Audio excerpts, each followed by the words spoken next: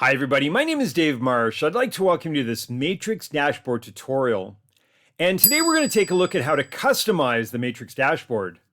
Now before I begin, I'd first like to mention that because each MLS may have slightly different requirements, the system that we'll be using during this tutorial may differ slightly from the one that you're currently working with. Nevertheless, the functionality is the same, and for the most part, whatever you see during this tutorial, you'll easily recognize in your own system.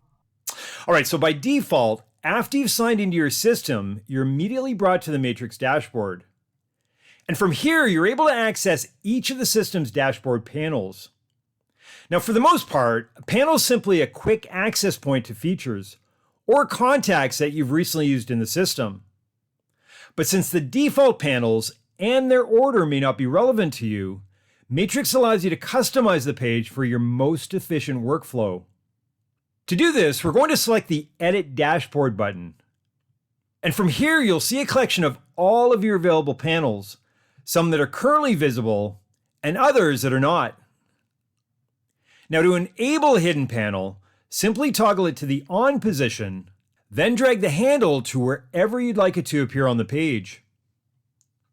And you'll notice that when you do this, the panels will automatically rearrange themselves, with the exception of the News and Alerts panel that's permanently locked in the first position.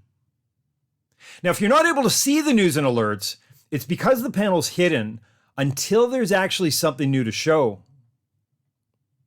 All right, so exploring the dashboard in a little bit more detail.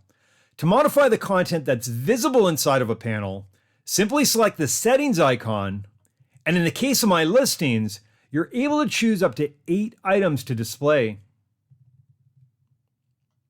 All right, so with the dashboard now configured, let's go ahead and check out some of our clients' most recent portal activity.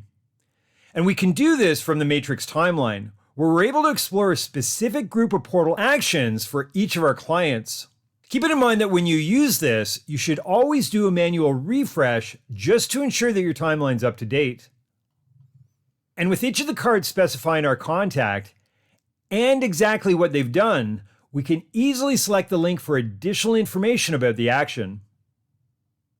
Now, if you'd like to configure which client activities that you see, simply select the settings icon, and from here, enable or disable any of the actions. And finally, these same actions can also be enabled or disabled from the timeline settings section of your portal notification settings area. All right, well, this concludes this Matrix dashboard tutorial. I'd like to thank you for watching and hope that you can join me for another session. Take care.